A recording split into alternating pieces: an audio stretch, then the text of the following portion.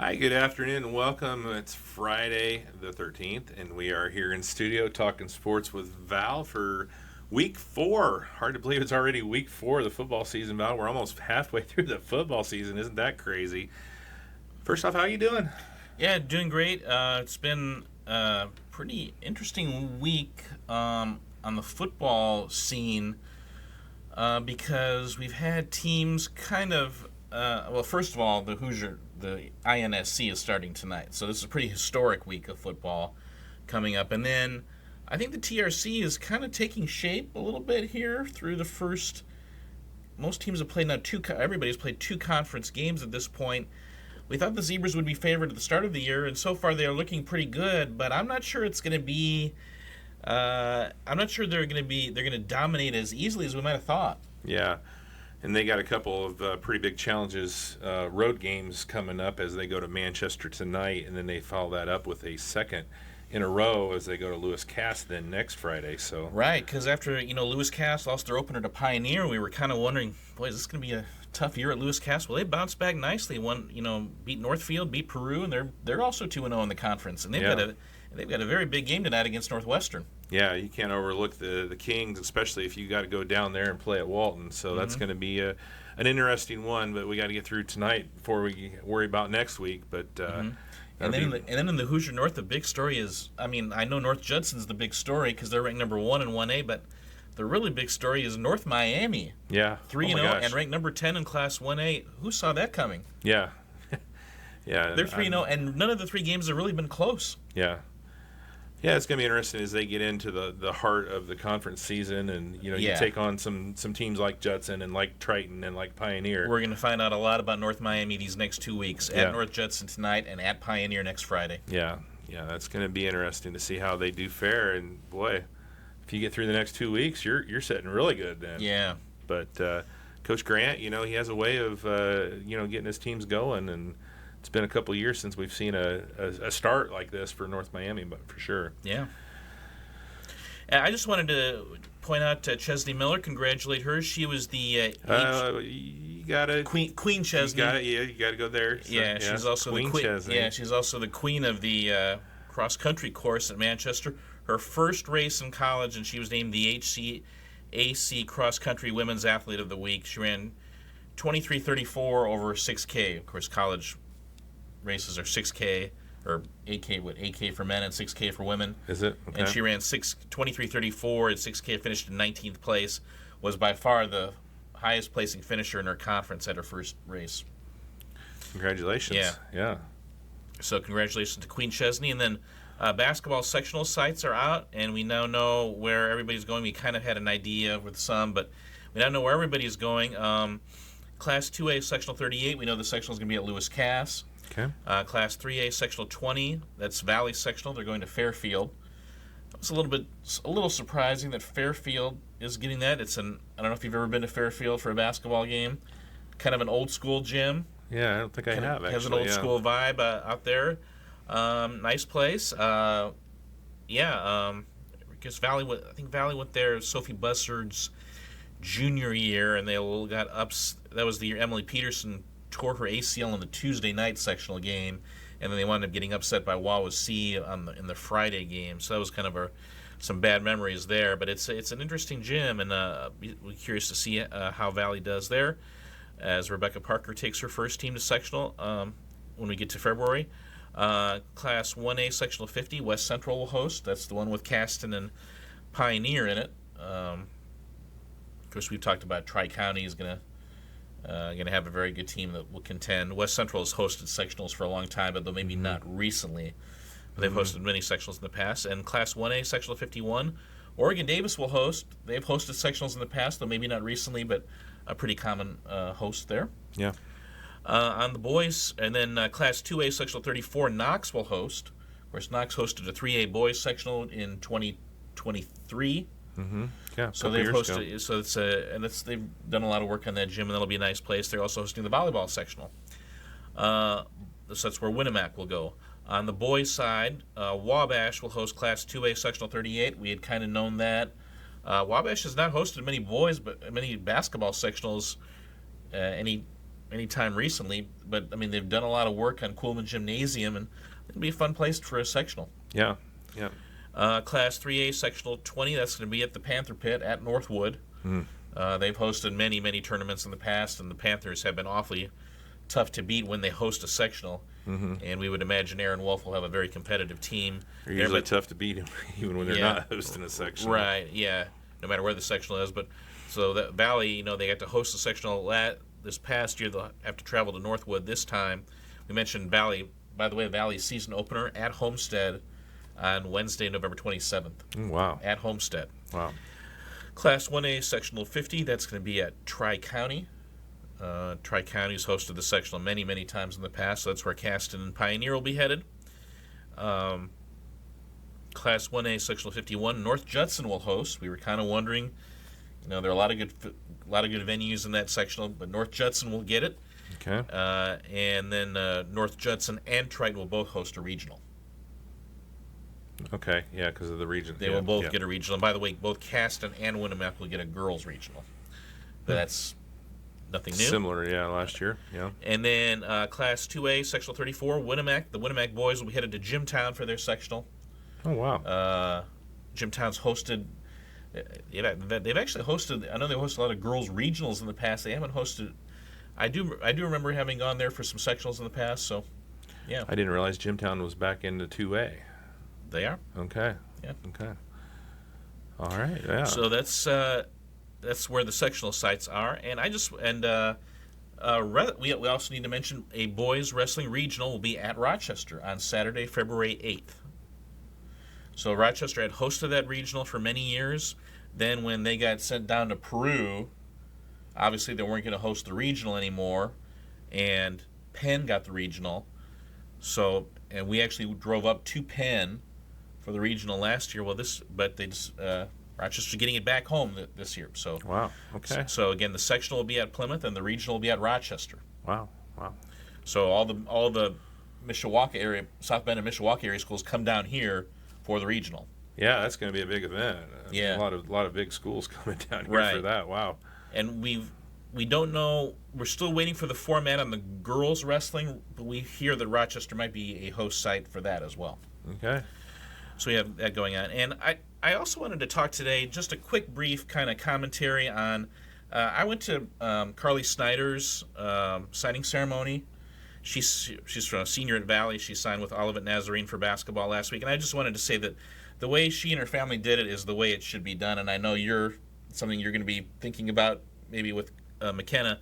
But in terms of, I just want to say to anybody who's having a signing ceremony, and I've been to dozens of these now in the last 20 years, is that be empowered, do it the way you want to do it. Invite who you want, and if you want to invite grandparents or sports writers or Rita Price, or hey, do it the way you want to. I know obviously there's some rules in terms of if you're going to an NCAA school, I'm not sure they can bring their coaches. Right. Where if it's an NAIA, the NAIA coaches can come, but and Coach Glenn from Olivet Nazarene came, and she brought, not only did she come, she brought two of her assistant coaches with her. So, but again, it's be empowered. Pick the room you want to do it in, pick the time and date, invite who you want to. You don't have to wait for the coach or for the AD to do it for you. Just make sure you invite Val.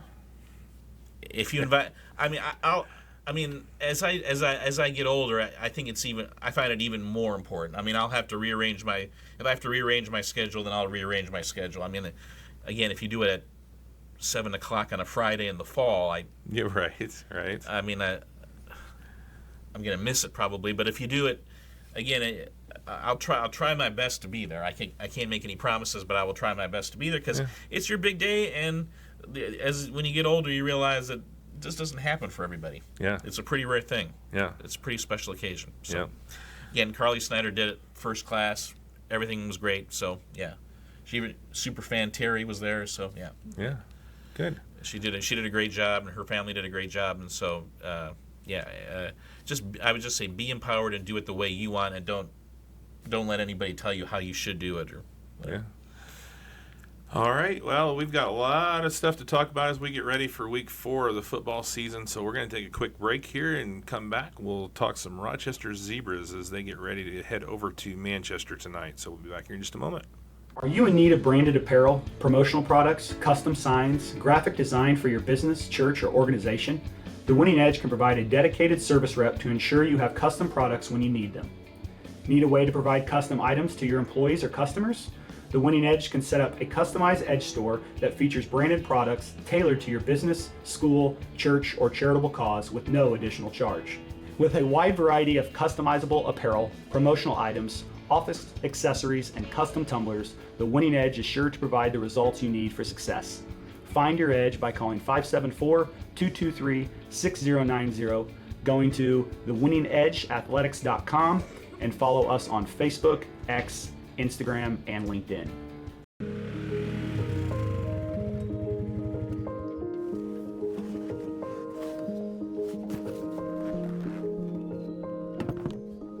Hey, it's Dale Earnhardt Jr., and I'm here today on behalf of Nationwide and Jennings Insurance Agency to talk about something that's near and dear to my heart, off-road vehicles like ATVs and UTVs. Now, I know we all love to get out there and ride through the mud and the dirt, but the truth is, we need to be more mindful of our own safety and the safety of others. In recent years, there's been a huge increase of off-road vehicle usage, which unfortunately means there's also been a rise in accidents. Whether you're a new user or a seasoned rider, we can turn this trend around by continuing to focus on safety. For starters, I recommend that you check out the safety resources and training courses available on Nationwide's website at nationwide.com/ATV safety. Let's all do our part to make sure we're staying safe out there, and thanks for riding with me.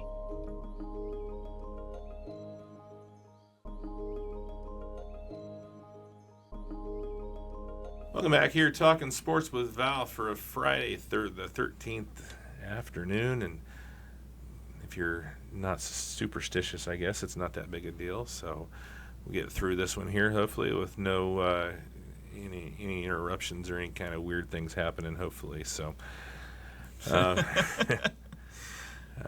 let's talk a little Rochester Zebras, Val, as they were back at home after the Bell game hosting the Whitco Wildcats, and a pretty good start here for Rochester in this one.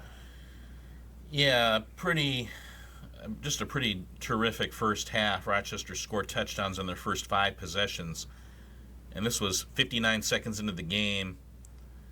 Boy, Carson Pollock put that pass right on a dime to Drew Bowers for a touchdown.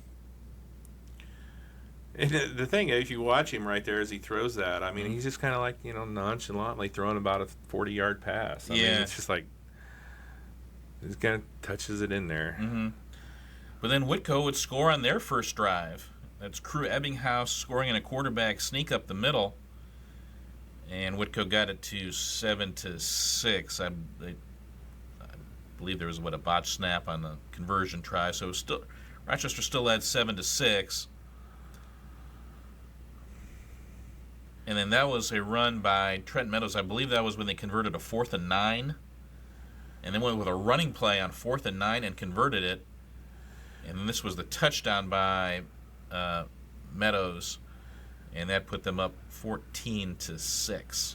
We've gotten used to seeing that number 7 doing a lot of really good things in the backfield over the last few years. And then Trenton Meadows is not disappointing taking over after Ferv graduated. It was kind of a weird play, kind of a bobbled snap, but Carson Pollock picks it up and kind of scores a touchdown on a misdirection play.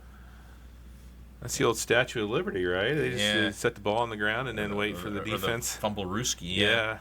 Whitco committed an offsides penalty when Rochester tried to kick an extra point, so Rochester decided to go for 2.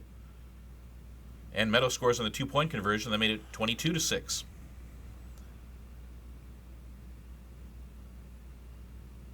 And that was a nice pass from Pollock to Bowers that got them a first down, or I think they got them in the red zone.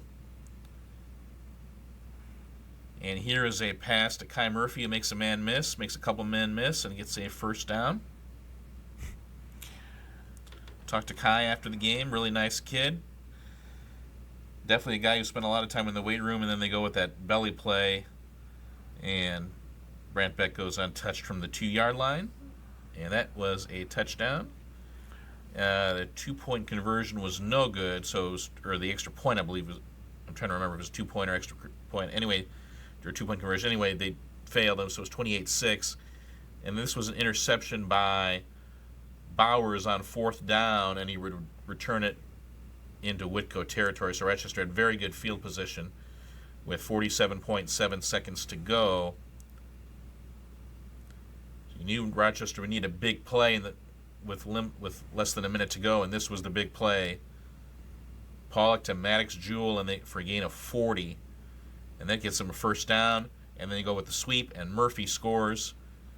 I think that was a 27-second drive. Davis Reaney would tack on the extra point, and Rochester led 35-6 at halftime. In fact, Rochester recovered the onside kick, but decided to just run the ball once and run out the half. So it was 35-6 at halftime.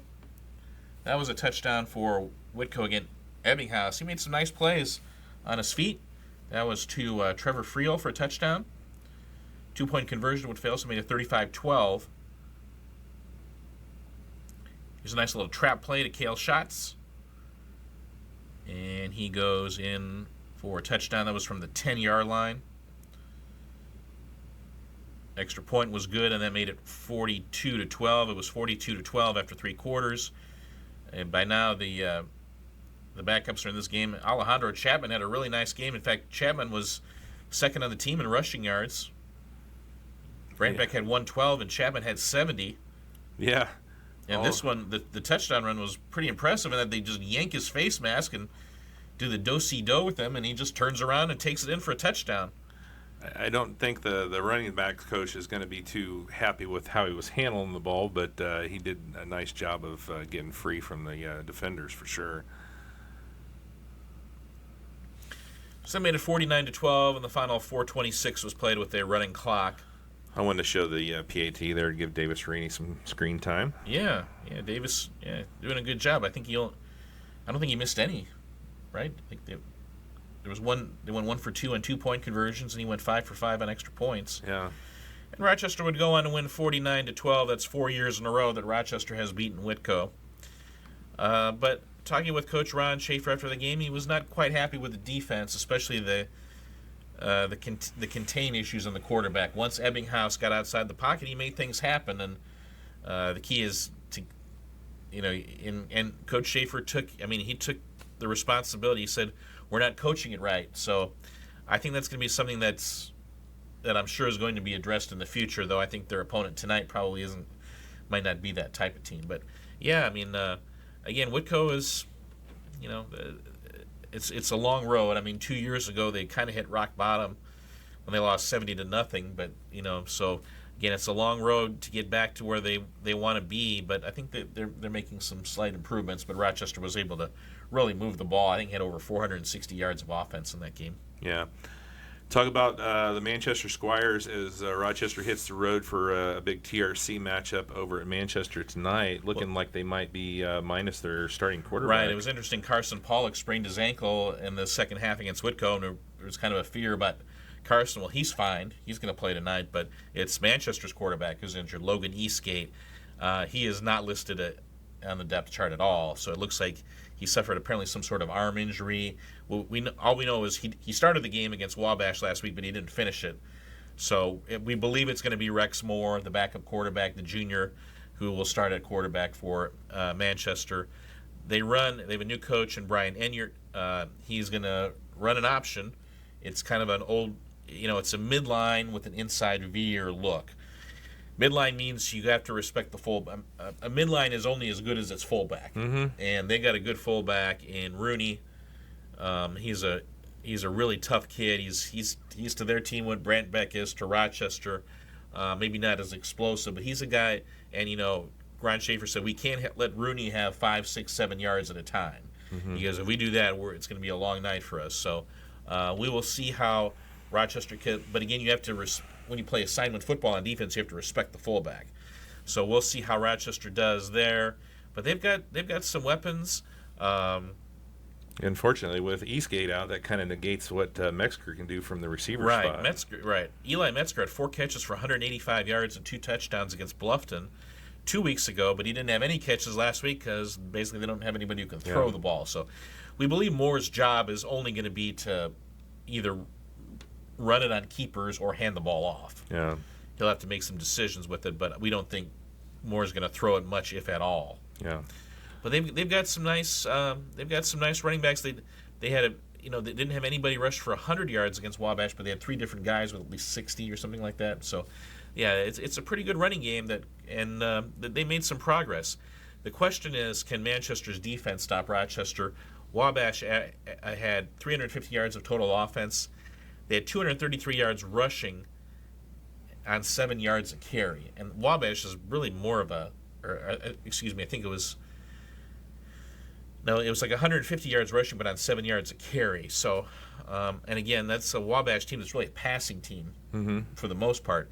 Now can they stop the Zebras' ground attack? It's going to be a challenge for them because there haven't been many TRC teams that have stopped Rochester's ground attack these last couple of years. Yeah. We'll have that one coming up for you next here on RTC TV 4, starting at around 6:40 with pregame with Val and Randy. Yeah, this is Rochester's 5th game all time at Manchester's Stadium. They built their on-campus football stadium around 2011, 2012, and Rochester's 2-2 all time there. Okay, try to get over 500 there tonight. Yeah. Volleyball-wise, we talked last week as they were coming off of that tough road loss to Peru in 5 sets that they didn't have anything for a week as they were getting ready for Southwood, and of course the number 2 Class 2A number 2 Southwood Knights came to town last night, and Southwood didn't disappoint. I mean, wow, are they good? I would be very surprised if they don't make another trip to the state. Yeah, honestly. They were awesome last night. We talked with Linnea Strasser last night, and she said it's the best team Finnecle's ever had. I mean, that's saying a lot coming off of a state championship last year. Yeah, I mean, they were really good last year. I think they might be better this year. Yeah, I would agree with that. I mean, there just aren't that many flaws, and a lot of Rochester, they had to push the tempo against a team like Peru, against a team like Southwood. They have to keep up with Southwood. It's they were just really just outstanding. They served it extremely well. And they're a very efficient team, both serving and hitting. They just don't make errors either. Yeah, it seemed like at times they had 8 or 9 girls on the floor. I mean, there was no holes. Yeah, they were adjusting. They were at the block. I mean, and then of course, boy, they were just hitting the ball just tremendously well. And for the Zebras. And you ever seen Shania Ramey in person before, prior to last night? No. Yeah, she's special. Yeah, you've talked about her. Yeah, for sure. And they're so young, too. I mean, they do have, I think, 4 seniors, but they've got a lot of sophomores that are just super talented and a couple really good juniors, What's interesting is Coach Finnecle did not make many subs last night. I think he played, 8 girls at most? So he's got a pretty – I think that's a sign that he's kind of confident in what he has, and he's got some stars who deserve to play, but yeah. Rochester JV lost a tough one, too, in 3 sets as they had the lead, but couldn't get it done in the 3rd set and lose 16-14 to lose that one 2 sets to 1. But it was a really nice competitive match all the way around for the JV. So some good things in the works there. Doesn't get any easier for the Lady Zebras as they head to Harrison tomorrow for a big tournament over there. Right, there are 3 other teams in their pool that they'll play once each. Harrison is the first match. Covenant Christian of Indianapolis is the second match. And third match, Pioneer. Yeah. So, of course, Pioneer's been playing really well, and they've coming off a win over Oregon Davis. We'll talk about Pioneer later. And then a tough match against Manchester at home on Tuesday. Manchester just swept Whitco last night. I think that's a pretty good Whitco team, and Manchester swept them. So they're looking solid. Coach Marlad doing a really good job at Manchester, and then at Northfield on Thursday. That's a pretty that's a pretty talented team at Northfield too. They've got a lot of height, though. Northfield did lose to Wabash in 4 last night. So yeah, not many. It's the schedules are not going to get any easier. Yeah. TRC volleyball this year is no joke, is it? Yeah. It's absolutely just a lot of tough teams in this conference. Yeah. So we'll yeah. see how they do tomorrow, Yeah. and we'll be back with them on Tuesday as they take on Manchester. We have a side note.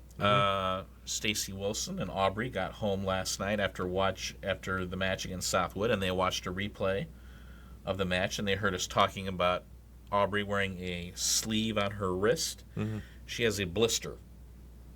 And when you have a blister on your wrist and then you're diving on the floor, that's just getting irritated even worse. So she wears some protection. Yeah, kind of like a pitcher that gets one on his finger. You don't think that a blister would cause that much irritation, but it does. Yeah. Yeah. So okay. All right. Well, let's take another quick break, and we'll come back and we'll talk some more Rochester Zebras here in just a moment on Talking Sports with Val. 4C Health is a community mental health center that serves 14 counties in north central Indiana, including Fulton County. We offer an expansive list of behavioral health and crisis care services to best fit your needs. We strive to give you the best care that is compassionate, collaborative, and competent. Whatever you are going through, you're not alone, and we are here to help. Check out our website at 4chealthin.org to learn more, or call us at 1-800-552-3106. Mike's Trash is your local provider for a variety of trash removal and dumpster services to Rochester and the surrounding areas. From residential to commercial, and even for seasonal lake residents, Mike's Trash's reliable staff can help you find the right fit for your trash removal needs. To find a list of our services, visit us online at www.mikestrashllc.com, in store at 824 Main Street, Rochester, or call 574-223-6429. We started looking at California, Nevada, Oregon, Colorado, and we simply could not find anything that was affordable that had a campus like this. We think of it as we're giving up our community, our home, and you're not. I always wanted to come here after retirement, and now I have my twin and his wife and my cousins around me, and it's just wonderful.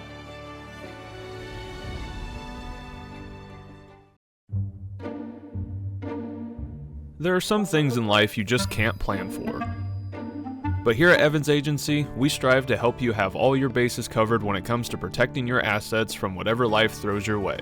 Whether it's home, business, auto, or life, Evans Agency has got you covered. With a heart and hand for friendship, Evans Agency has been serving the community for 20 years. Call 574-224-6988 or visit online at www.evansagencyllc.com. Welcome back here, Talking Sports with Val, as we get ready for Week 4 of the football season. Let's talk a little Rochester soccer. Let's start with the girls, Val. Yeah, girls are 0-4-3 on the season. Two tough games. They're 0-1 in the TRC. Two tough games this week. They lost to Culver 9-0 on Tuesday. That game was stopped with 18 minutes to go in the second half. We've talked about how good Culver is, and we'll talk more about them a little bit later. And then a tough 4-3 loss at Blackator last night to the Marion Lady Giants. So I didn't get the stats on that game, but yeah, tough loss. Again, we know they're kind of dealing with some injury issues right now, but trying to play through them. And again, they don't really have a deep bench, so every injury is kind of big. But yeah, 0-4-3 right now. They are at Taylor on Monday. They host Tippecanoe Valley on Wednesday, and then they host Maconaquah next Saturday. Yeah, so when you're battling injuries and you get 3 games in 1 week, then that just makes it all that much tougher. Yeah. So, yeah. And again, working in a lot of new kids in new positions. Micaiah Harding, learning as she goes as a goalkeeper. Audrey Wagner's been asked to score. Again, I don't know. We didn't get stats from the Marion game. I don't know if she scored, but you're seeing Audrey, who's really been known as kind of a defender her entire career, being a little more aggressive on the offensive end. Yeah. Boys had started the season really well, but a tough week for them, especially in TRC play. That's a couple tough losses for the boys. They're now 5-3-1 overall. They're 1-2 in conference play. Lost at home to Manchester 3-0 on Tuesday at Blackator. Manchester scored 3 goals in the first half, and then, as Coach Back has said, you fall behind a good team like that 3-0, and they're not going to give you many opportunities to get back in the game. Mm-hmm. And Rochester's not. It's the third year in a row Rochester's not scored against Manchester, so tough loss there. And then a 5-0 loss to Northwestern on Thursday. Northwestern, both the conference and sectional rival of the Zebras as well. Again, we talking with Spencer Vanderweel over the summer. He was talking about we've got some young talent, but we did graduate a lot. It sounds like they're coming around, and unfortunately, the Zebras were the victim of that. Coming around at the wrong time yeah. for Rochester, right? But we're in kind of an interesting time of the schedule. Northwestern's a sectional rival. Then on Monday, Rochester hosts Peru. They're a sectional rival. Wednesday, Rochester travels to Valley. They're a sectional rival. And then next Saturday, Rochester hosts Mechaniqua as part of a girls-boys doubleheader. They're a sectional rival. Yeah, and the host. Right. So the next so in the midst of a 4-game stretch against teams, not only four games in a row against teams in your sectional, and of course three out of the 4 are also conference games. Right. So kind of a key portion of the schedule, and something where they want to get right, and something where I think they want to, especially, be able to attack more and spend more time on the other team's side of the field. I think they only had 2 shots on goal against Northwestern last night. So definitely just possess the ball a little bit more. Yeah. Cross country, the Cast and Invite held last Saturday. I know a lot of our schools and teams and kids were participating in that. Right. Rochester had 4 girls runners and 2 boys runners, so incomplete teams on both sides. But the story, again, on the girls' side was Allison Calloway. She broke 21 minutes for the first time. She ran 20:57 and finished in 4th place. Good. So running really well. And what was really pleasing to Coach Alex Gudeman is that they actually ran a ton in practice during the week. It was kind of one of their heavier training weeks. So Coach Gudeman kind of thought we were going to have heavy legs and maybe not run very well. Allison set a PR. Yeah. So that's a very, very good sign that she's doing that. That's a sign that she's probably only going to get faster as the season progresses. And then Brooklyn Chandler broke 24 minutes, ran 23:57. That's a really good time for Brooklyn. And then Addison Hayes ran for the first time. She had been dealing with an injury, so she's just a freshman, so this was her first race, and ran 25:56. And Coach Gudeman praised her for her work ethic afterwards. So, and then Emma Bradley ran, I think, 35:10, cut 3.5 minutes off her time from the Logansport. So, yeah, nice job by Emma. Yeah. And on the boys' side, Reese Johnson ran 18:25, cut 16 seconds off his Logansport time. And Leandro Javier had a really nice race, finished 25th place, ran 19:32, new PR. Again, given all that they've been training, that's a really good sign. Leandro, you can tell he's just a more and more confident looking runner as you see him. Yeah. So again, they're probably not going to have a complete team at all this year, but again, the two guys are running better, and it'll be interesting to see what happens as we get to conference and sectional down the road, how they can compete. They go to the Mechaniqua Invite tomorrow. This is their second year going to that race. See a lot of the teams they will see in the sectional. Yeah. Yeah. On the boys' tennis side of things, they split a couple of TRC matches this week as the team, but Tanner Reinhardt continues to do well at number 1 singles. Yeah, he remains undefeated on the season. He beat Manchester in straight sets. He beat Wabash in straight sets. So the team is, I want to say it is 6-4. No, excuse me, 7. They're 7-3. They're 7-3, but Tanner is 10-0. And then against Manchester, besides Tanner, the other point came from that 2 doubles team of Carter Meredith and Ashton Musselman. Came down to 3 singles. Jack Reffett lost a tough one. He won the first set 6-0. So you're thinking he's doing well, but again, the Manchester kid was just committing so many errors, and he got going in the second and third set, wound up winning 0-6, 6-2, 6-3, and wound up. That was the decisive point as Manchester wins 3-2. And then Rochester had to get back on the bus and travel to Wabash on Wednesday and bounce back nicely, won 3-2. They were down 2-1 through the singles matches. The doubles matches were the last to get done.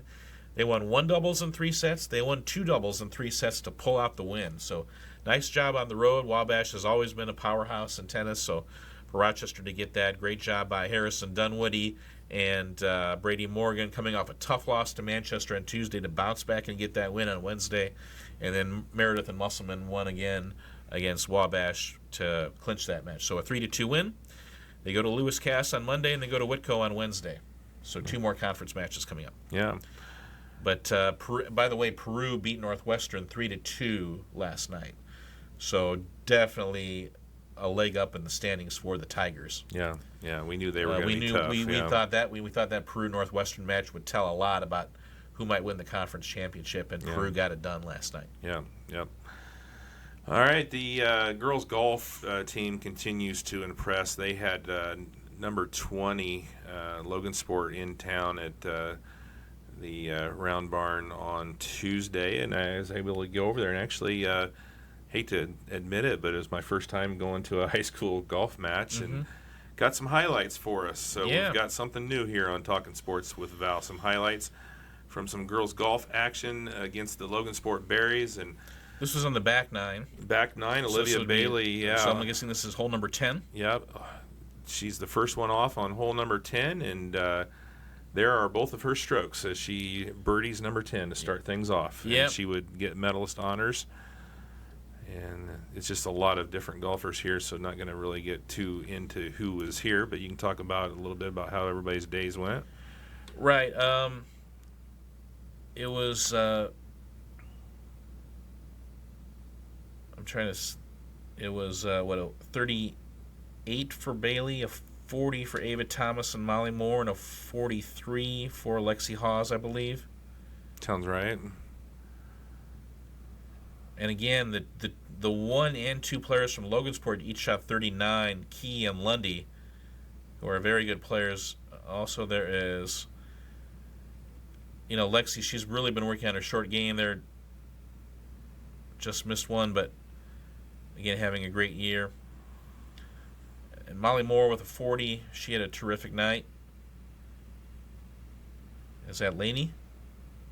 I believe that's Laney Magonis.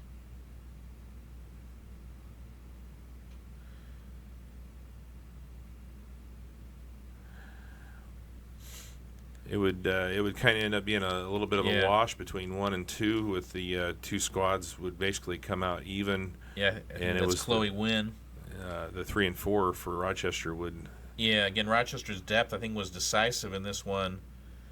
Hawes shot a 43, and Wilburn, Logansport's number 4 player, shot a 45. So you gained 2 strokes there in a match you win by 4. Yeah.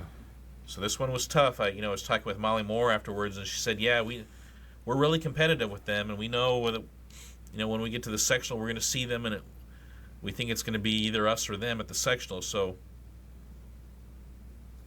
yeah, great win. I want to give a shout out. My niece Kendall is the Logan number 5, and she shot a 47, which is a PR. So her best round, and that's coming off of the last at the Invite. She really kind of struggled up there, so nice to see her get back, and it was good to be able to see her golf a few holes. So so you mentioned Logansport ranked number 20, Rochester's ranked number 16 in the state, and so definitely improved their ranking there. Then they had to come back out for a 3-way match against Bremen and Plymouth. That was at Round Barn on Wednesday night, and that was the Logansport match was on the back 9 of Round Barn. The Bremen and Plymouth match was on the front 9. And Rochester won that. They shot 171. Plymouth had 200. Bremen had 201. Bailey with a 39. She was the medalist. 42 for Hawes on the front 9. That's a really, really good round. 44 for Moore. Ava Thomas struggled a little bit, had a 45.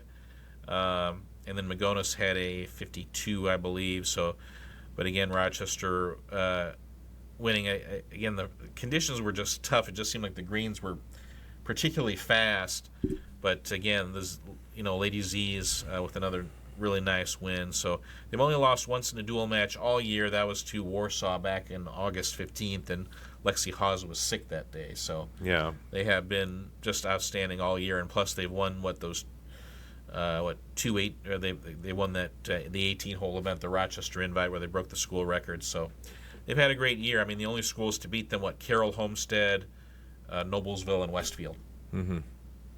Yeah. Not bad. I mean, all those. I mean, Rochester ranked number 16, and all 4 of those are ranked ahead of them. Right. Rochester, they've got the TRC tournament tomorrow. That will be at Rock Hollow Golf Club in Peru. Start time is 1 p.m. It'll be a shotgun start. Rochester will be in a foursome. Rochester, Maconaquah, Wabash, and Northwestern. So they'll be playing in foursomes. Rochester's the defending TRC champion. So we will see how they do. But again, if you're the way they're grouped, I mean, it's going to be one of those four that's going to win the conference championship. Yeah, almost certainly. yeah. And I think the other three are chasing the Lady Zebras. I think that's the way it is. Rochester's already beaten Northwestern and Wabash. That was at Honeywell. Now they go in a neutral course. But we'll see how they do against Maconaquah. Rochester was 1, Maconaquah was 2 last year in the conference. Rochester beat Maconaquah, but by only 2 strokes in a 9-hole match. And again, Maconaquah has Daisy Williams trying to be TRC medalist for the 4th straight year. Olivia Bailey will be right there in her group. Yeah. Yeah, it should be an interesting one there. I'm sure the Maconaquah girls have all played that course a lot of times as well. I know the Rochester girls are pretty familiar with that one too. So yeah, Rochester played there earlier this year, won a 3-way match over at Peru and Northfield. So Rochester has a little bit of experience there as well. Then another big dual match at Twin Lakes on Monday. That's at Tippecanoe Country Club in Monticello. That's where the sectional will be. So this will be kind of a dress rehearsal there. Yeah. And Coach Thomas told me that they will be playing Twin Lakes every year from as long as they're still in the Twin Lakes sectional, and it'll always be a road match. Yeah. That's where you get that course. You want it to be on the road. Yeah. To get a look at that course. And then a home match against Valley on Tuesday. That will be senior night. So for Ava. Yeah. Ava Thomas is the lone senior. So it always cracks me up when you have a home match with Valley because it's their course too. Right. It's their So you're technically the visitors, I guess. Yeah. So they know that course well.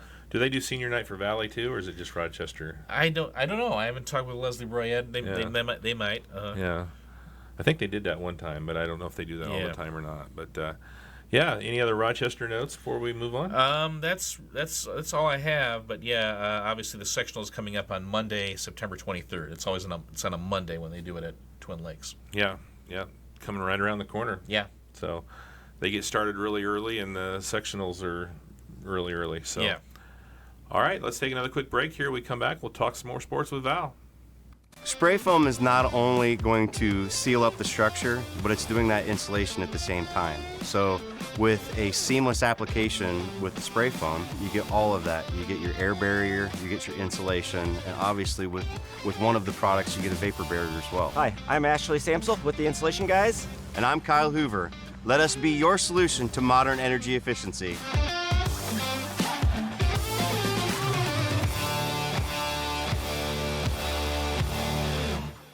Pacesetters Real Estate knows that buying and selling properties can be a tough and complicated task. That's why we are here to provide you with our full service process where we walk with you every step of the way. Whether you're buying or selling and your listing is commercial, residential, or investment, our agents are able to show any type of real estate that is active on the market.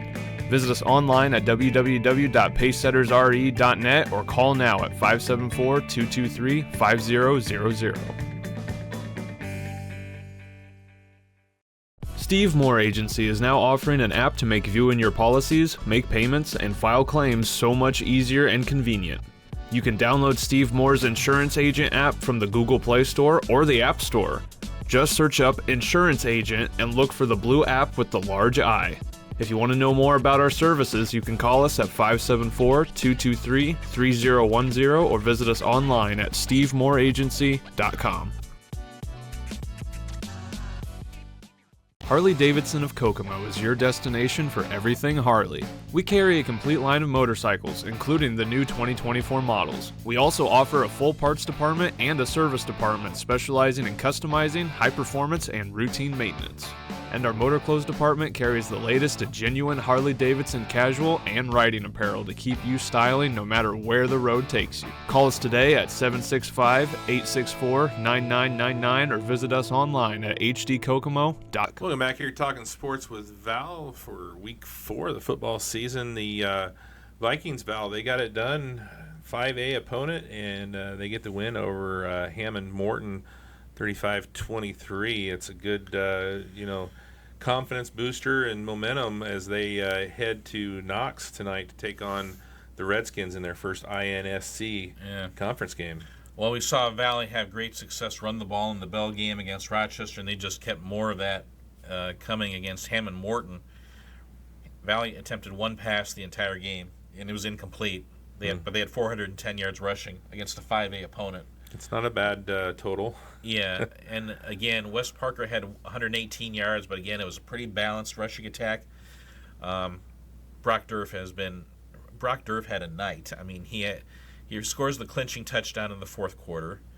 He led the defense in tackle points, and he was named homecoming king. Otherwise, nothing going on for Brock. Yeah. He is a sensational player, and he's just a hardworking kid, and he deserves everything he gets. I mean, he is in his leadership just shows up every week as well. So what are your thoughts as the Vikings head over to Knox? You know, the Redskins coming in with a 1-2 record, coming off of a 47-46 loss at Culver Academy last Friday. I mean, a brutal loss. They were up, McLaughlin scores a touchdown. They take a 46-41 lead with about 2 minutes to go, but the Academy drives right down and scores in the last second to win the game. They scored with like 30 seconds to go to win I think it was less than that. It was like 15 seconds to go to win the game.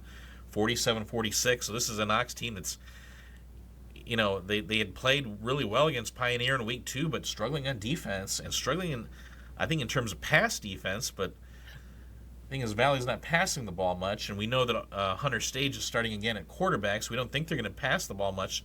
So is this Knox defense? How vulnerable is this Knox defense? Yeah, they're going to play a 4-4 defense again, but I think the strength of it again, it was hard to believe that Knox is struggling to defend the pass because their safety is Jake Conroy. He's like an all-state safety. You would think that their pass defense would be the strength of their defense, but it hasn't been. So, yeah, it's kind of a little perplexing for the Redskins. They had such a great season last year. Yeah. We were kind of anticipating a really good season this year. They didn't lose until the semi-state last year when they lost to Indianapolis Chittard. Yeah, and they've already had 2 losses already this year. Yeah. But they did get their 1 win at home, and they're going to be at home against Valley. So I don't know if that'll make a difference. But, you'd think Valley's going to go in there with some pretty good confidence going in at 3-0 and coming off of a win against a 5A school. I was talking with Stephen Moriarty. He said they placed a great emphasis on conditioning this year. And you saw, I think they wore down Rochester in the second half of that game.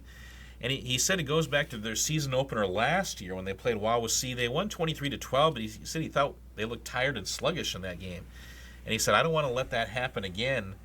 Well, I mean, 44-0, or was it? Yeah, 44-0 over Wawasee this year. And then they wore down Rochester in the second half, and then they kind of wore down Hammond Morton, a 5A opponent with bigger numbers. Yeah. And now they go to Knox. Can they wear down Knox? That's the next phase. The other interesting issue here is Knox is, again, their ground attack against Valley's run defense, which was pretty, they did pretty well against a Hammond Morton team that is loaded with weapons. I mean, they've got maybe multiple Division I players. That Deshaun Woods, that LeBron Hill, Steve Moriarty was raving about LeBron Hill. He's really good. But again, with Knox, it's McLaughlin. He's not going to pass the ball much, but when he takes the snap out of the quarterback spot, it's like a wildcat. And if he's taking the direct snap, it almost gives Knox an extra blocker for him. And so he's gonna look and take the snap, and he's gonna read where the blocks are, and he's just a dangerous running back. He's just a dangerous runner. So I'm really curious to see how Durf and Moriarty and Stiles, those 3 linebackers, how they handle Mr. McLaughlin, because it is going to be a great challenge. Yeah. And, of course, Conroy, besides being a great safety, he's a great running back as well. Yeah.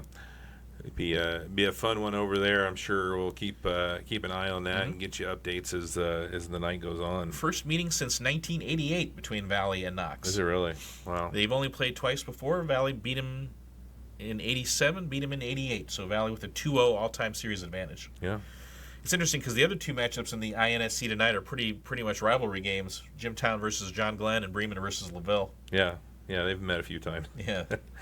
It's crazy. So, volleyball-wise, the Tippecanoe Valley under 500, but they've got a really nice start in the conference. Yeah, 7-8 overall, 3-0 in the INSC. They've been up and down all year, but they beat Bremen in 4 sets on 2. Well, first of all, we should mention they beat Knox last Thursday to start off conference play, then won against Bremen on Tuesday, won that match in 4 sets, And then they traveled to Northwood for a non-conference match on Wednesday, lost in 3, 25-19, 25-21, 25-8. Of course, Northwood is in their sectional, so that was a key match. And then they bounced back right against John Glenn last night and win. So that gets them to 3-0 in the conference. Again, with that, Valley's, I think, looking pretty good in the conference. They have not faced Jimtown yet, but I think Valley's looking pretty good for a conference. They're going to be in the conference race, no doubt. Again, when you got Avery Wagner setting up Kaylee Costello, Betty Shepard, you've got some weapons, Hadley Wise. So this is definitely a very athletic Valley team. Maybe not incredibly tall, but definitely they're a pretty athletic team. Yeah. And then you got Gabby Gonzalez at the libero spot in the back row doing a nice job. Yeah. So they have a home match with LaVille on Tuesday, and then they travel to Jimtown on Thursday. So 2 more conference matches coming up. Yep. Girls soccer struggling to put the ball in the net, so when you only score 1 goal, it's going to be a hard one for your season. 0-7 overall, 0-3 in conference play, and they've only scored 1 goal on the year. Lost to Jimtown 8-0 and Peru 5-0 this week. They travel to Manchester on Monday night. They travel to Rochester on Wednesday, and then they travel to Marion next Saturday. But I think Rochester and Marion are both going to be winnable matches. But yeah, definitely a young team for Coach Setterholm, and trying to again, it's a team that just needs some experience, I think, at this point. The Valley boys soccer team is 1-4 in the season. They are 0-2 in conference play. Boys lost to Argus last night 4-0. Hung in there though. It was only 1-0 at halftime, but wound up losing 4-0. But it's a Valley team. They've played 5 games. I think they've scored 5 goals total, so not a ton of productivity with the boys team either. They're at Mishawaka tomorrow. They host Bremen on Tuesday. That'll be tough. They will host Rochester on Wednesday, and then they're at Hamilton Heights next Saturday. Okay. Cross-country wise, coming off of the Manchester Invite, they're hosting their Invite tomorrow. Right. So. Again, I was at the Caston Invite on Saturday, so I only got the results, but the boys finished in 18th place, while the girls had an incomplete team. On the boys' side, wanted to give a shout-out to Chris Marquez, finished, I think, in 75th place in a pretty crowded race. Again, that ran, I think, around 18:10, I think. So that was a pretty fast pace. Yeah. On the girls' side, Bailey Bussard ran around 22:30. She ran 21:47 at last year's sectional, which was also in Manchester. But I would imagine times will go down from here. Valley, pretty young team. Isaac Whetstone obviously is the number 2 guy behind Chris Marquez. Eli Sturck is a kid with a lot of experience as well, but also trying to factor in Coach Hudson, trying to factor in some young runners on that team. Mm-hmm. The Valley Invite is tomorrow, yeah. And that is, I think, something like the 35th annual. Yeah, they've been doing that for a long time. Yeah, actually, I think probably more than 35. I think 37 or 38. But yeah, it's it'll be a good race. That course is they've done a lot of work on that course. It's a really nice course now. So. Yeah. Tennis wise, have they got any home meets in yet? Yeah, we don't know that. I think they lost to John Glenn the other night, but we haven't had a whole lot of stats from lately. Okay. Girls golf. We know that they had the INSC tournament on Saturday, and Valley finished 2nd. And then they had an interesting match last night. They played North Miami and Maconaquah, and that was held at Grissom Air Force Base. I didn't even know they had a golf course there. Yeah. And they said, and I talked with Coach Leslie Bray. She said they had a great time. It was a beautiful course. North Miami, I think Maconaquah won with a 180. Valley had a 200, and North Miami had a 202. Yeah, it's just a little 9-hole course there, right as you go in past the museum there. It's a nice little course. Yeah, it's pretty wide open. I like it because it's wide open, so I don't lose many balls. Savannah Miller, the freshman's having a great year for Valley. She's going to be a contender to get out of. I don't know. The team's probably not going to make it out of sectional, but I think Savannah as an individual can. And Leslie Brea just raves about her competitiveness. She's a really talented young freshman. Mm-hmm. The Lady Vikings go to LaVille on Monday, and then they play Rochester on Tuesday. We talked about that matchup, so kind of a joint home match with the Lady Zebras. All right. All right, let's take another quick break here. We'll come back and talk some more sports with Val. When it comes to legal needs, you want to make sure that you have the best team in your corner. Here at Perkins & Adley LLP, we strive to provide you with the highest quality legal and professional service. Whatever your needs are, from estate planning and trust to appeals and guardianships, Perkins & Adley has the knowledge and experience to serve you now and in the future. See a full list of services online at perkinsadley.com.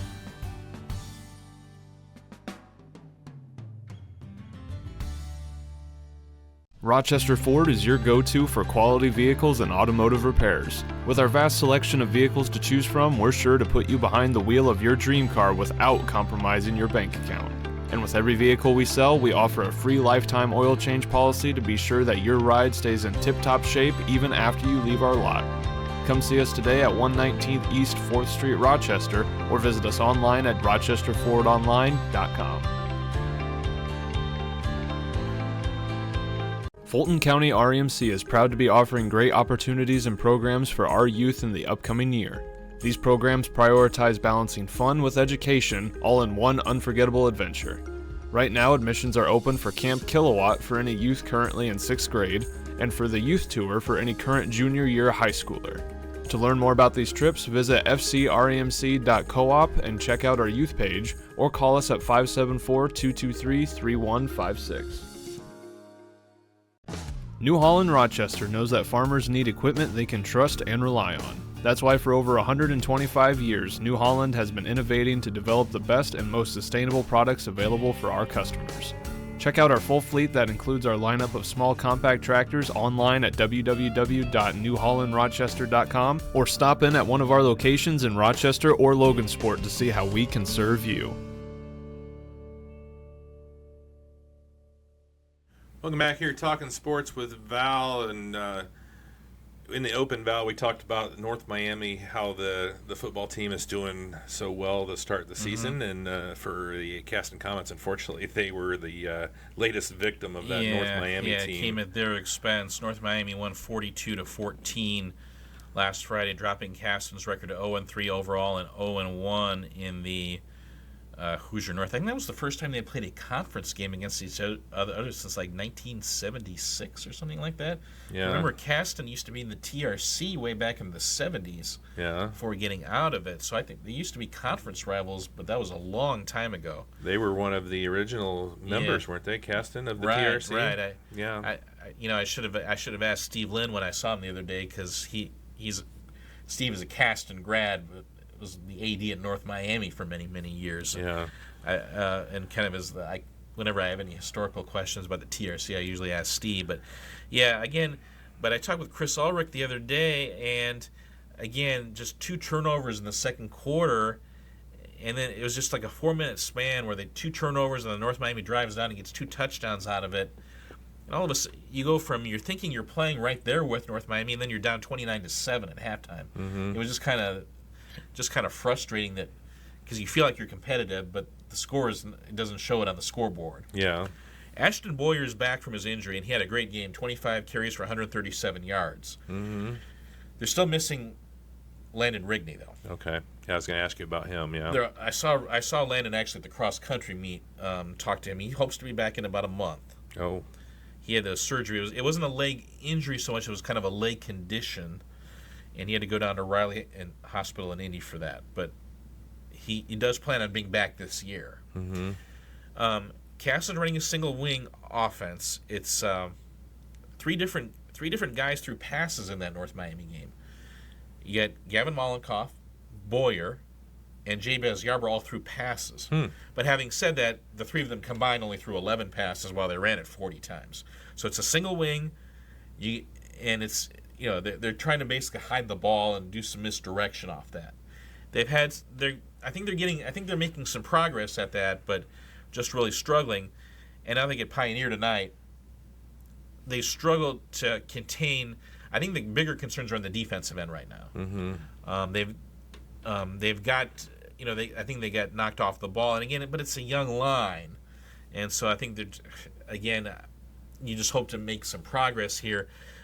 they struggled handling North Miami's running quarterback Hartley Hoover last week. Hoover had 115 yards and over 10 yards a carry. Yeah. And now you get Micah Rands tonight, who's another running quarterback. Right. But again, it's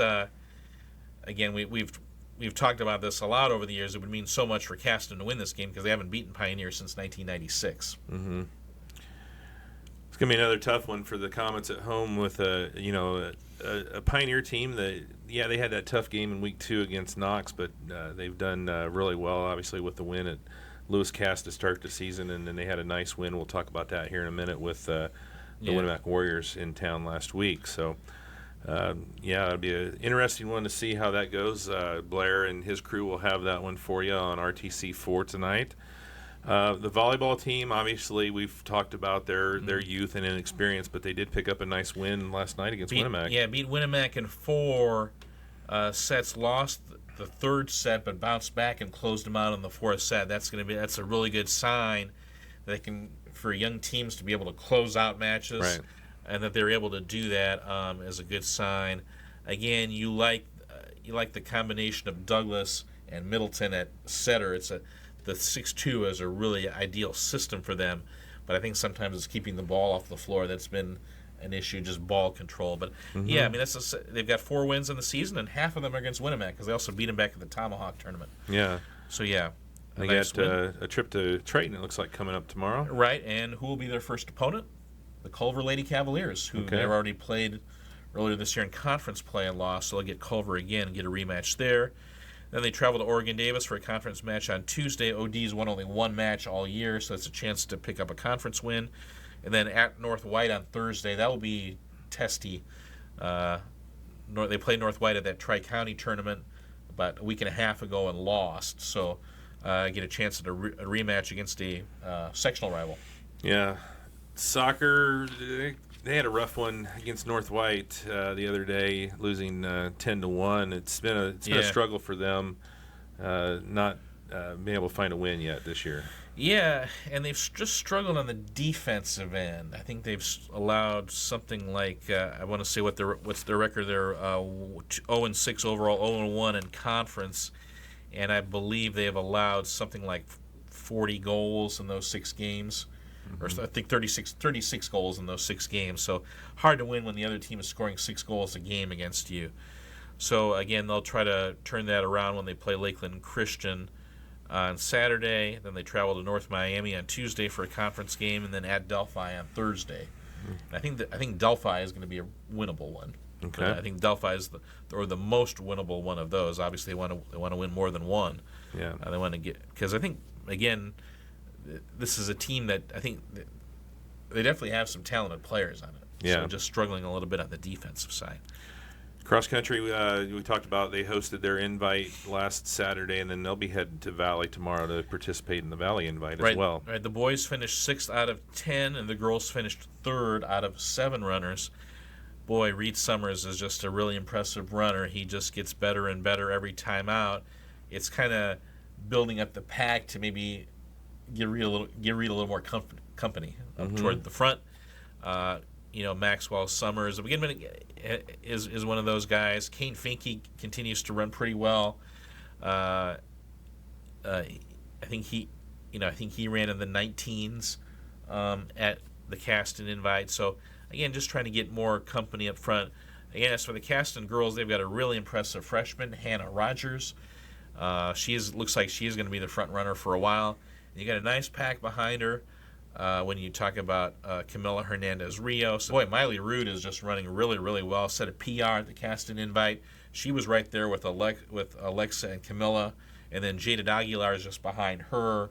So you've got this is a nice team, and I think they're going to have a chance. Again, that Winnemac team is going to be tough once they get to conference, but I'll be curious to see how they do at the sectional. Yeah, yep. And Caston goes to the Valley invite tomorrow as well. Yep. So good luck to them. So the Pioneer Panthers, we talked a little bit about here. They were hosting Winnemac last Friday, so we got a little bit there from this one. And we talked about Micah Rands, and you can see what he can do right here as he gets the Panthers on the board. I know. He just bounces it outside so quickly. Yeah. I mean, he's just a great athlete.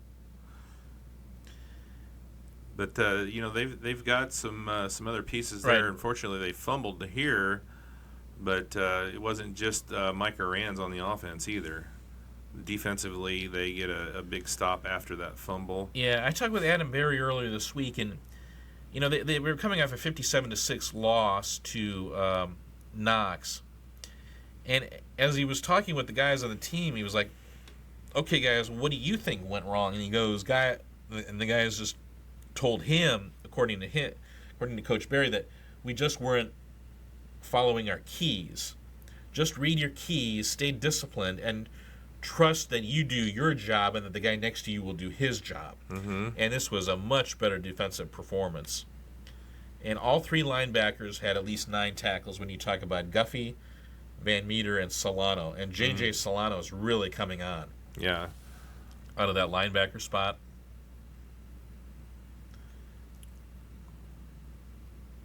And again, Winnemac, Tierson Wolford had a nice game, but just they never really got anything big going. And then Pioneer gets that touchdown late in the half, and it was 28-0 or 27-0. Yeah, it was 27-0 at halftime. Oh, we've got to look at the cheerleaders. And then you put a little context with that there. I put that in there because my daughter decided that she was going to cheer this year, so had a little McKenna sighting there for that. Okay. And then, so again, it was Rands already with 8 touchdown runs in 3 games, and Pioneer won that one 35-0. So they're now 2-1 overall. They're 1-0 in the conference, and they travel to Caston tonight. Again, the first issue for Pioneer is how will the defense handle Caston's single wing? Because it's not quite the wing T that we've seen from Caston in years past. So how will they evaluate that, and how will they stop Boyer, who's a really talented sophomore? Then on the other side of the ball is just, can they keep it going? This Caston run defense has been vulnerable. Can Pioneer keep up the rushing attack with Rands and Van Meter? And Shiloh Ryan had a 39-yard carry as well. He's a talented athlete. I'm curious to see if Ryan gets more touches in these upcoming weeks. But so, again, Pioneer, they've got this long streak going against Caston. They haven't lost to them since 1996. I think that's 33 in a row when you count sectional games in there as well. So, and this is, of course, Caston's not just a conference game; it's a sectional rival as well. So, we'll see how they do. Pioneer ranked number 12 in Class 1A. Carroll is ranked number 3. Yeah, should be a good one there. Again, Blair and his crew will have that one for you on rtc4.com. So check that one out tonight, starting at 7 p.m.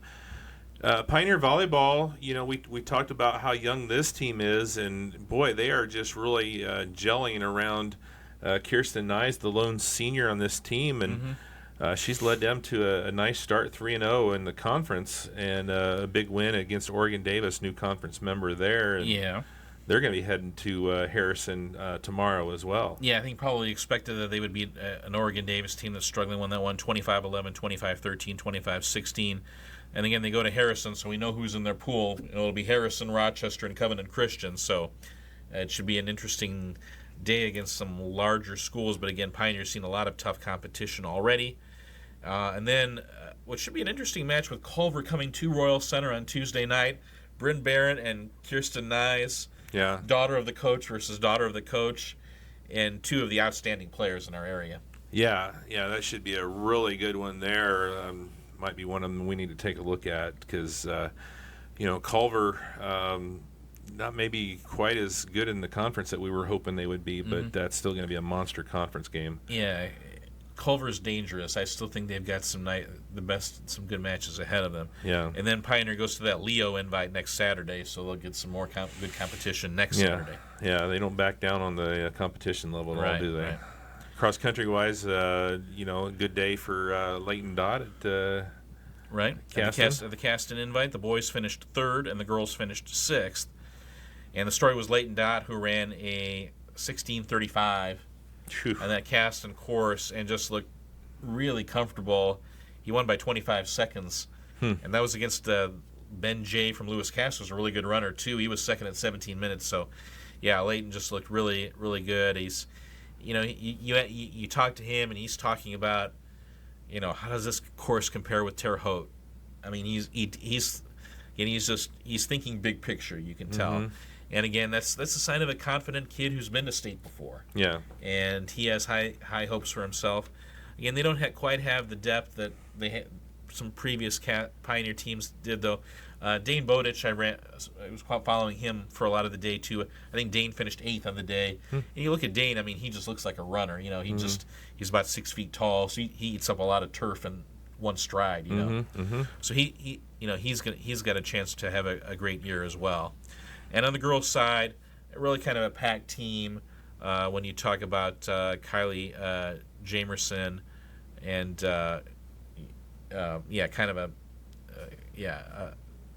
not a lot of girls are on the front are going to run at the front of the pack, but really some nice depth on that team.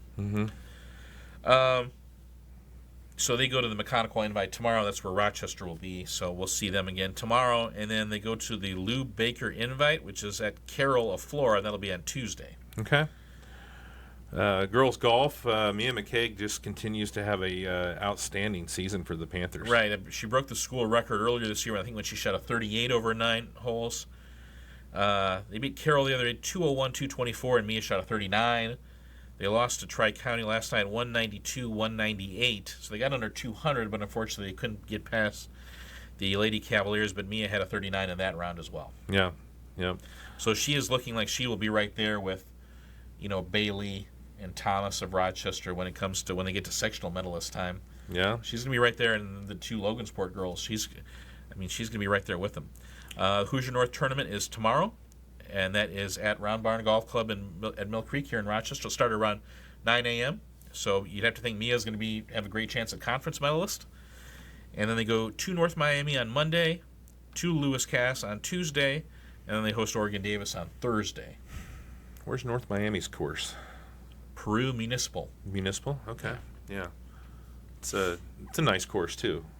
For a Muni course, that's a really nice course. And of course, Lewis Cass plays at Logansport Golf Club, and then a home match with Oregon Davis on Thursday. And of course, again, the conference is next Monday, the 23rd.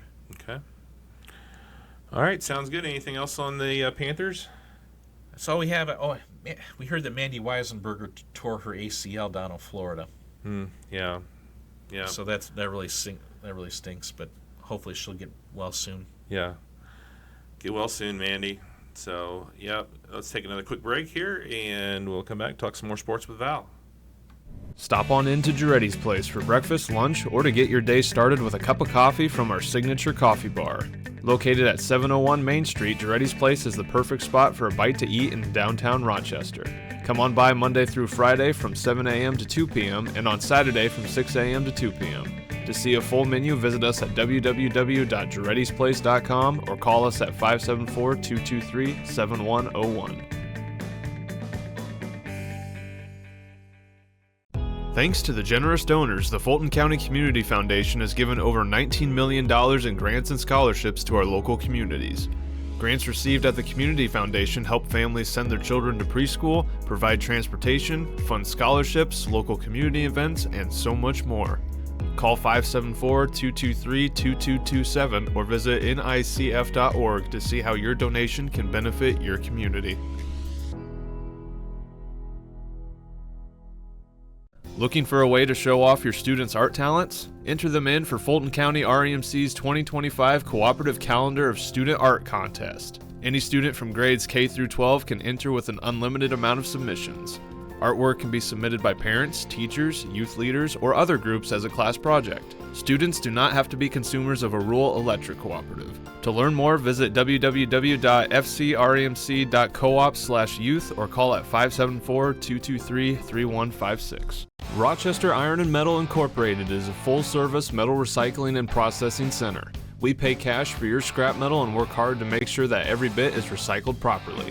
Rochester Iron and Metal has been serving North Central Indiana for over 50 years, and we have dedicated ourselves to providing our customers with the best service, the best product, and the best prices anywhere. Stop on by at any of our 14 locations or visit us online at www.rochesteriron.com or call us at 574-223-4300 to learn more. Welcome back here as we talk sports with Val. Let's talk a little Argus Dragons here, Val. The girls soccer team, I don't think quite where Coach Adley had hoped that they would be after 7 games, but 2-4-1 overall. 2-0 though in the conference. They did pick up a big win at home on Saturday against a very good Culver team. Right. Handed Culver their first loss, beat them 2-1. And with this Argus team, I don't know if they're a prolific goal-scoring team, but they got Elena Conklin has really been coming on, Samantha Umbaugh, and Morgan Barkus is kind of, I don't know if she's this year's Lily Hines, but she's kind of setting the tone, kind of setting girls up, and then looking to score maybe herself a little bit as well. Mm-hmm. Again, there's only one Lily, but definitely Morgan Barkus is playing a bigger role this year, and I think her experience, is kind of showing forth, and that was a great win over Culver.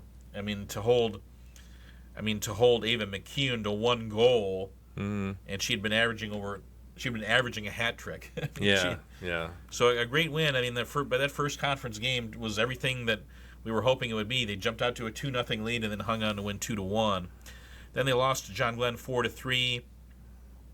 Conklin, Umbaugh, and Barkus had 1 goal each, but a tough loss there. But again, they came back late and almost won that. They were supposed to play Valley last night. That match got canceled, so that's unfortunate because that might have been a chance to get some of the younger kids some experience for Coach Ty Adley's team. They return to conference play tomorrow with a home match against North Miami in the morning at Eugene Snyder Field. Then a big one on Tuesday when they travel to LaVille for a non-conference game. Obviously, that's a sectional rival. And then at Northridge next Saturday. Yeah, so good week coming up for them. Yeah. So we'll see how they do. Schedule-wise, yeah. The boys soccer team is on a roll. They are now 5-2 overall. They're 3-0 in conference play. You think back about that season opening loss to Plymouth, and they definitely learned a lot from that because they've only lost 1 since. And we had a Culver boys soccer team sighting. Yeah, that was Culver's first game of the year, and it was Argus's 5th, and Argus led 11-0 at halftime and wound up winning 11-0 in a game that got called with 20 minutes to go.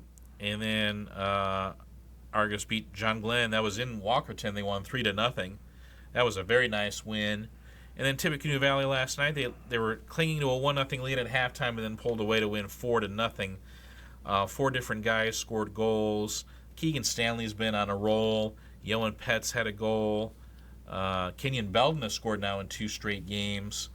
So this is an Argus team that has kind of diversifying its scoring options. Mm-hmm. And not only that, but they kept a clean sheet 3 games in a row.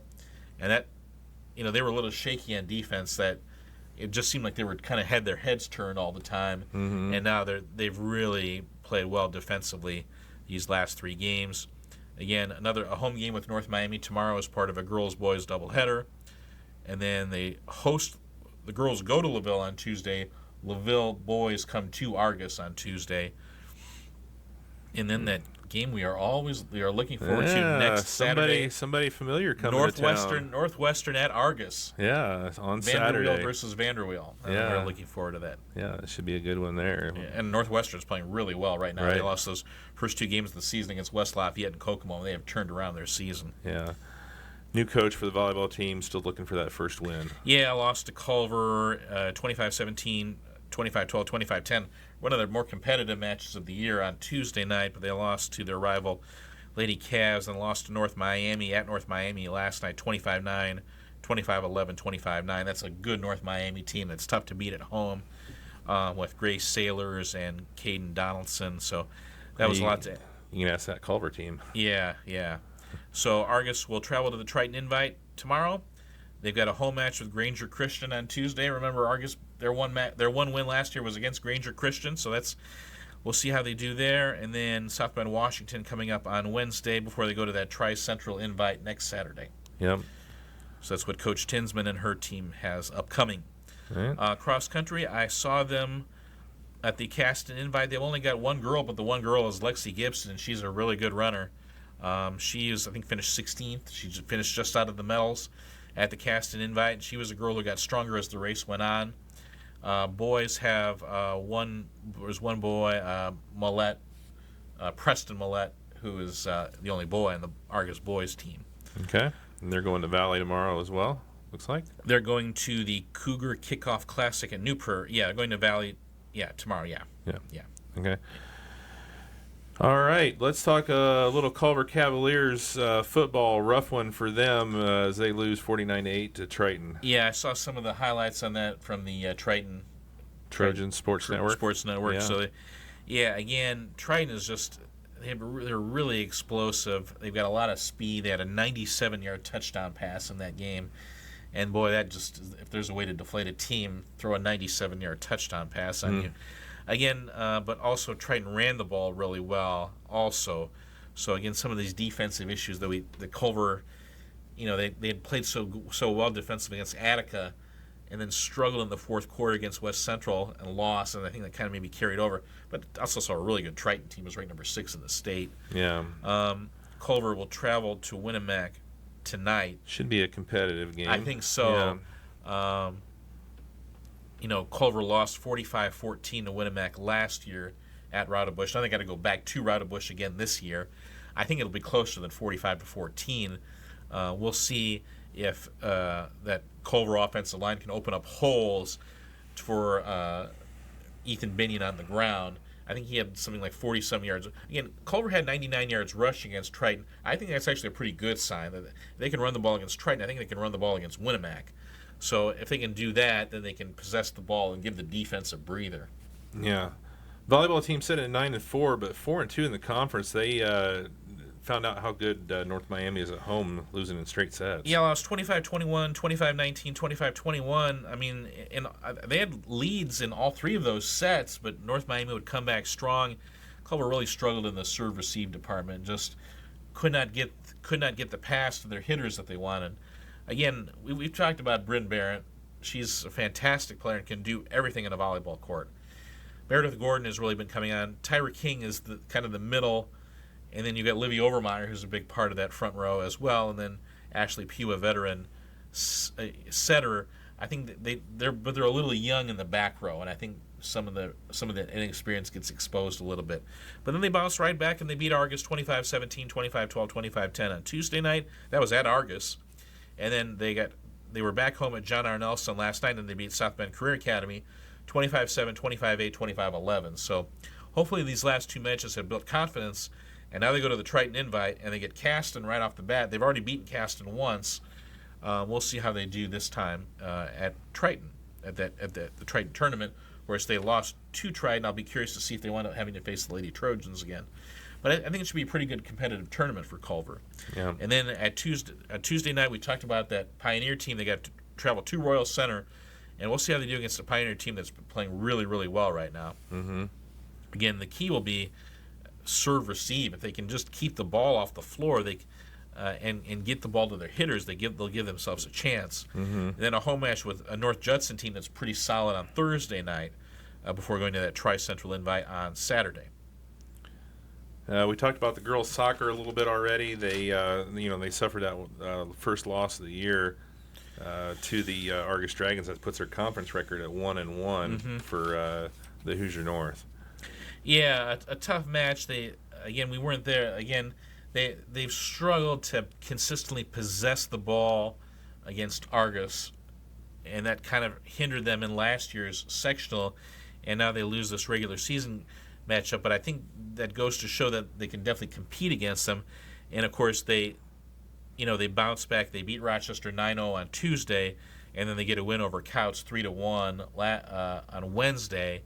And they got 2 goals from McCune in that game. McCune only had a hat trick against Rochester. The offense got a little more spread out.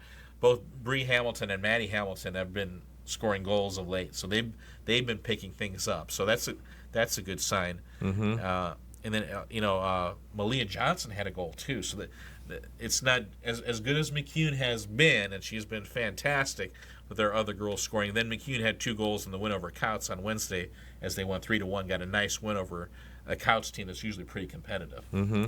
So again, Culver travels to Oregon Davis on Wednesday, and they travel to Westville on Thursday. Okay. Boys finally getting their season underway. We talked about that loss to Argus, and then they also have a loss to North Miami as well. Yeah, 11-0 to Argus and 6-0 to North Miami. I don't know if they're playing any non-conference games or what their schedule looks like, but yeah, so far off to an 0-2 start. They travel to the Caveman Classic at Mishawaka tomorrow. They're at Tippecanoe Valley on Monday, and they're at Lakeland Christian on Tuesday, and then they host Winnemac on Thursday. I'm kind of looking at the Valley game and the Winnemac game as games where they can really compete in. Mm-hmm. Mm-hmm. Cross country, there are 2 girls on the girls team for Culver and no boys. Coraline Day is the freshman on the girls team. She's their front runner. She's a nice looking runner. I think ran around 25 minutes. So again, just a freshman. And then Savannah Harrington is the other girl. Okay. Let's talk a little Winnemac here. We kind of already covered the football team with their loss to Pioneer in their upcoming game with Culver tonight. We talked a little bit about volleyball as well with the Caston. Talk a little bit more what you see with the volleyball team. Yeah, they lost to West Central, lost to Heartbreaker, lost 25-23, 25, 25-16, 23-25, 25-15. And Heather Caston said we just get in our heads sometimes.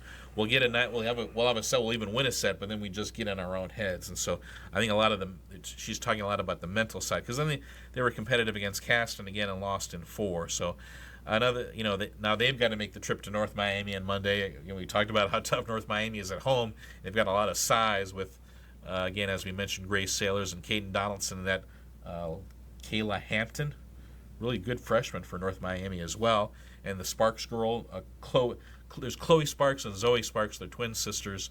Chloe's the setter, and she's a nice setter as well. And Victoria Masters does a nice job for them in the back row. Chloe Roush has been playing pretty well for Winnemac. And then a home match with Oregon Davis on Thursday. So that'll be a chance to get a win there. Good chance to get a win there.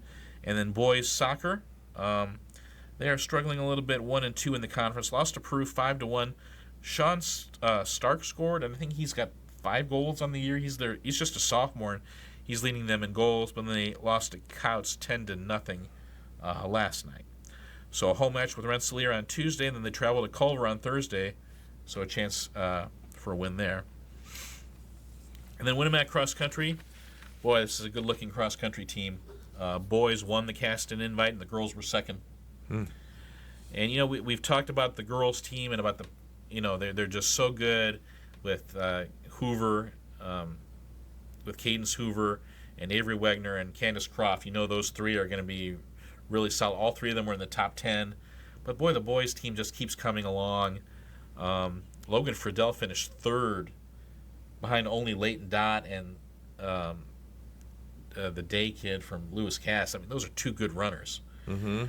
I mean, Logan Friedel he might get under 17 minutes before the end of the year if he keeps up at this pace. And Dylan Guilford, he's now under 18 minutes consistently. Mm-hmm. I don't think he'd ever been under 18 minutes prior to this year. He ran 17:53 at Caston. And then their number 3 runner is Nathan Pierce-Chalsky. He's a really solid number 3. So, again, they only got 6 boys, but they were able to win the Caston invite, and the girls were second to a really, really good Lewis Cass team. Mm-hmm. And, Afton Griffin is going to, she won that race handily. But, again, the Winnemac girls are going to be, again, I wouldn't be surprised if the Winnemac girls and boys are favored on their home course once we get to conference. Mm-hmm. And Winnemac will be headed to Mechanical Invite tomorrow as well, along with Rochester and Pioneer. Okay. All right. Well, that kind of wraps things up. Anything else before we go? Nope, just that some big day in girls golf tomorrow with the Hoosier North tournament at Round Barn and the TRC tournament at Rock Hollow. Yeah. So we got some good action coming up for you next, football-wise. Obviously, the Cavaliers are going to be visiting the Winnemac Warriors over at Rowdebush Field. We've got Pioneer going to be at Caston. So there's 4 of our schools. Yeah. And, of course, Valley, a big INSC road tournament, a road game for them as they go to Knox. And then Of course, we're going to be over at Manchester coming up Yeah. here as the Zebras take That- on the Squires. The INSC football race is going to be really interesting, and it starts tonight. And that Jimtown team, don't sleep on Jimtown. They're really good. Yeah. They beat Fairfield 35. I thought they could beat Fairfield. I didn't think they'd beat them 35-0. They are Yeah. the real deal. Yeah, Jimtown, I would never say, count them out in football, ever. Doesn't matter. Mm-hmm. They're just a perennial powerhouse. Right. They started out 0-2, losing to Concord and Northwood. That says more about Concord and Northwood, Right. their schedule they play. Yep. All right, Zebras at the Squires coming up next on RTC TV4. Condolences to the Hummel family on the passing of Sue, their mom. Of course, Mhm. Dale passed away last summer, and now Sue's passed away, and our condolences to the Hummel family and family and friends. Yep. All right, that'll wrap things up here. Tune in next week as we talk some more sports with Val.